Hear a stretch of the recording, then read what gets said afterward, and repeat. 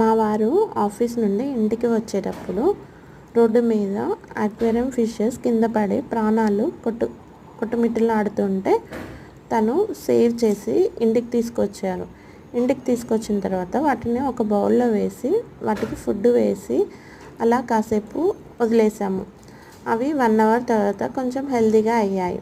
తర్వాత ఇంటికి దగ్గరలో ఉన్న చెరువులో వేసాము. చాలా హ్యాపీగా అనిపించింది.